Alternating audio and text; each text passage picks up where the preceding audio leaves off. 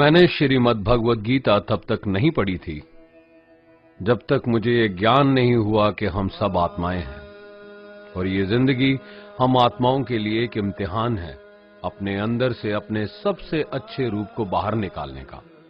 और भगवद गीता इस इम्तिहान को पास करने की एक अहम किताब। भगवद गीता के 18 अध्याय हैं और ये संस्कृत में परमात्मा द्वारा दी गई थी।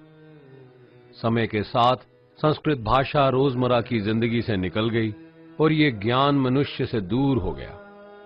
समय समय पर भगवद गीता के साधारण अक्षरों में अनुवाद किया गया। इसी कोशिश को आगे बढ़ाते हुए आने वाले 9 मिनटों में भगवद गीता के कुछ अहम हिस्सों को अपने गुरु के आशीर्वाद से एक आसान रूप में मैं अपने 7 बिलियन भाई बहनों के चरणों में समर्पित कर रहा हूं। ये ज्ञान परमात्मा ने भगवान कृष्ण के द्वारा सबसे बड़े धर्म युद्ध महाभारत की रणभूमि कुरुक्षेत्र में अर्जुन को कुछ 5000 साल पहले दिया। ये वो वक्त था जब धर्म का बार बार उल्लंघन हुआ, परमात्मा का डर मनुष्य से निकल गया। लालच की होड़ में भाई ने भाई को मारने की कोशिश की और यही नहीं, एक ब्याहता औरत को भरी सभा में अपने बड़ों के सामने अपमानित किया गया। इससे पहले कि मनुष्य जाति धर्म युग से निकलकर पूर्ण रूप से कलयुग में जाती, युद्ध की रणभूमि में युद्ध से कुछ पहले परमात्मा ने गीता भगवान कृष्ण के द्वारा मनुष्य जाति के कल्याण के लिए दी।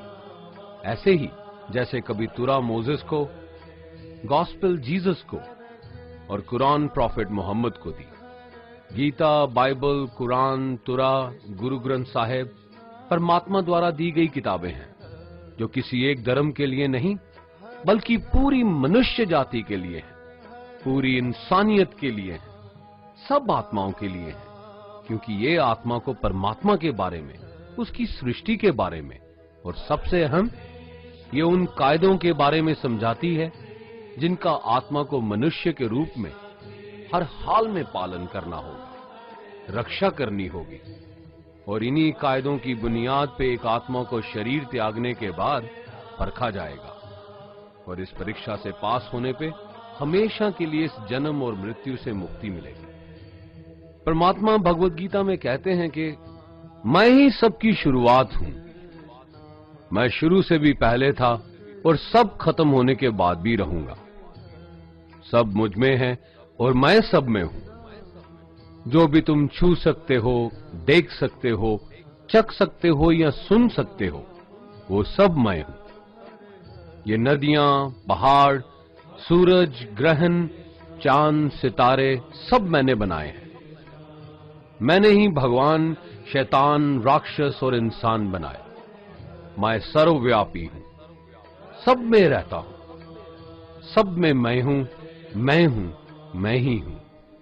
मैं ही ब्रह्मा बन के सब बनाता हूं और रुद्रा बन के सब नष्ट कर देता हूं। मैं ये सृष्टि यूं ही बनाता और तोड़ता रहूंगा ताकि आत्माओं को मौके मिल सके इस जन्म और मृत्यु से एक दिन मोक्ष पाने को, हमेशा के लिए परमात्मा के साथ रहने को। भगवद गीता कहती है कि इस सबसे बड़ी परीक्षा के लिए परमात्मा ने प्रकृति का निर्माण 5 तत्व हवा, अग्नि, जल, पृथ्वी और ईथर से किया, जिन्हें हम छू के, चख के, सूंघ के, देख के समझ सकते हैं। पर खुद परमात्मा इन 5 इंद्रियों की समझ से बाहर है। उन्हें आत्मा इन इंद्रियों से नहीं जान सकती। आत्मा 5 इंद्रियों के साथ वैसे ही है जैसे एक लोहे का रोबोट जिसे अपने बनाने वाले का कोई पता नहीं। अर्जुन को भी परमात्मा का विराट रूप देखने के लिए भगवान कृष्ण ने दिव्य नेत्र दिए। भगवद गीता समझाती है कि आत्मा अजन्मी है, इसे कोई मार नहीं सकता, कोई जला नहीं सकता, डुबा नहीं सकता, काट नहीं सकता। लेकिन आत्मा को परमात्मा के साथ हमेशा रहने के लिए ये परीक्षा रूपी जीवन में बैठना ही पड़ेगा। इस परीक्षा के लिए परमात्मा से बिछुड़ के आत्मा को पृथ्वी पे किसी न किसी रूप में जन्म लेना पड़ता है और 88 करोड़ जोनियों को जीने और भोगने के बाद एक आत्मा को मनुष्य का शरीर और दिमाग मिलता है इस सबसे बड़ी मर्यादाओं की परीक्षा में बैठने के लिए।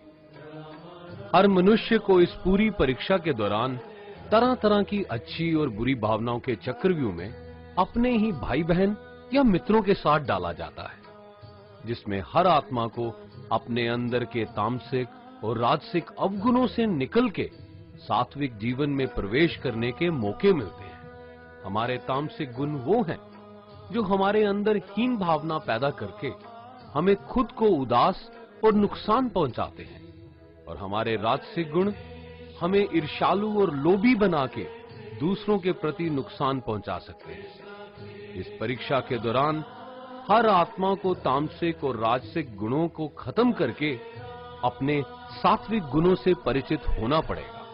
सात्विक गुण वो हैं जो आत्मा को अपने आसपास की हर चीज से जोड़े और उन्हें प्यार करना सिखाते हैं। परीक्षा के दौरान हर आत्मा को जीवन के चारों स्तंभ धर्म, अर्थ, काम और मोक्ष का ज्ञान पाके ही मुक्ति मिलती है। यही वो द्वार है जिन्हें समझ के ही आत्मा परमात्मा को समझ सकती है।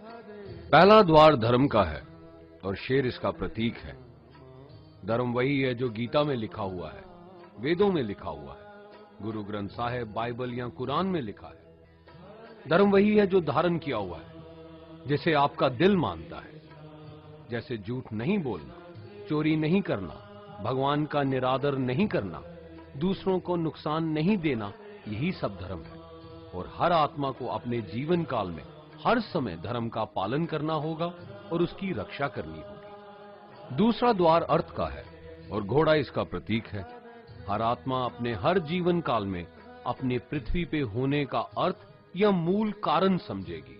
इस जिंदगी में भोगने वाली चीजें और रिश्तों का आनंद लेगी। अच्छा बेटा या अच्छी बेटी, अच्छा भाई या अच्छी बहन, अच्छा पति या अच्छी पत्नी बनके हर दुनियावी रिश्ते पर खरी उतरेगी और इस परीक्षा को पास करेगी। तीसरा द्वार काम का है। भगवत गीता समझाती है कि हर मनुष्य के अंदर काम, क्रोध, लोभ, मोह, अहंकार और ईर्ष्या जैसी 6 भावनाएं हमें अपने और दूसरों के प्रति नुकसान पहुंचा सकती हैं। इन भावनाओं को हर मनुष्य को हमेशा अपने नियंत्रण में रखना होगा, क्योंकि इनके बहाव में किया हुआ कोई भी काम हमारे जीवन भर की परेशानी का कारण बन सकता है। और एक आत्मा संतोष और सादगी से इन भावनाओं पे हमेशा के लिए विजय पा सकती है। चौथा स्तंभ मोक्ष का है और हाथी इसका प्रतीक है। इस परीक्षा रूपी जीवन में हर मनुष्य हर समय कुछ इच्छाएं रखता है। कुछ इच्छाएं एक ही जन्म काल में पूरी हो जाती हैं, पर कुछ अधूरी रह जाती हैं और उनके पूरा होने के लिए आत्मा को वापस पृथ्वी पे आना पड़ता है। भगवत गीता समझाती है कि हमारी इच्छाएं ही मूल कारण हैं हमारे पृथ्वी पे वापस आने का, और अगर हम कोई भी इच्छा ना रखें तो हम इस जीवन और मृत्यु से मुक्त हो सकते हैं। ये द्वार माफी का भी है। जिन्होंने आपके साथ बुरा किया उनको माफ करके और जिनसे आपने बुरा किया उनसे माफी मांग के मुक्ति पाई जा सकती है।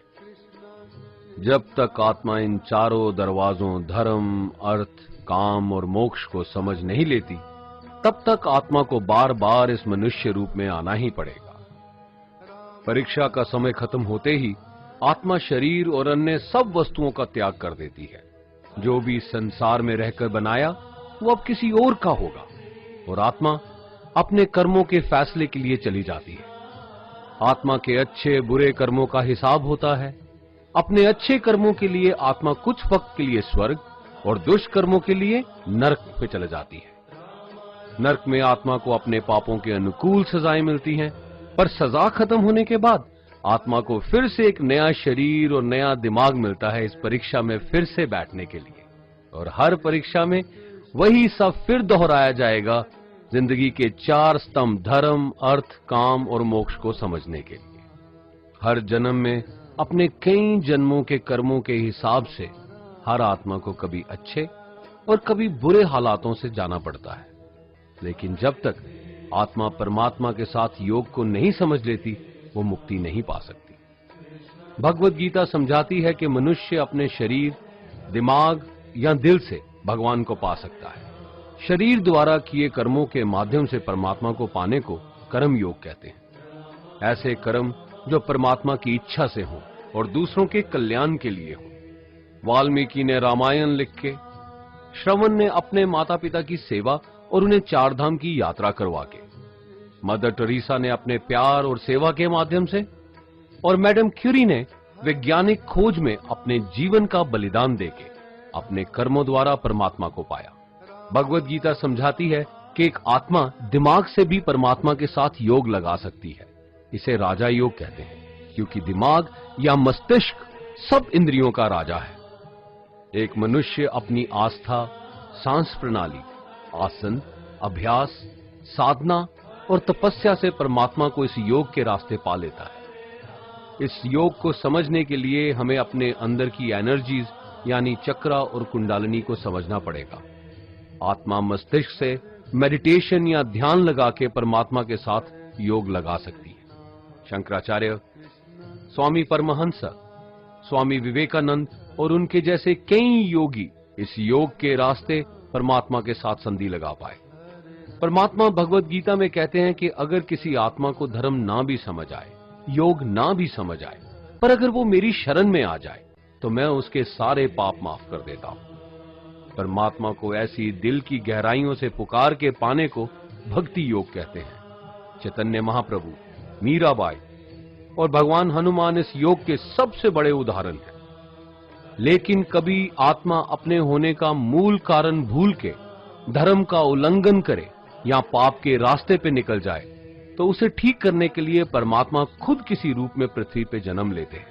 आइए श्री भगवत गीता, गुरु ग्रंथ साहिब, तुरा, बाइबल, कुरान या ऐसी किसी भी दीनी किताब को पूरा पढ़ के इस जिंदगी के असली मायने समझें और परमात्मा के साथ योग लगाएं। अगर आपने इसे पसंद किया तो इसे औरों को बांटिए ताकि सब आत्माएं अपने यहां होने का मूल रूप समझ सकें और इस जन्म और मृत्यु से मुक्ति पाके हमेशा परमात्मा के साथ रह सकें। धन्यवाद।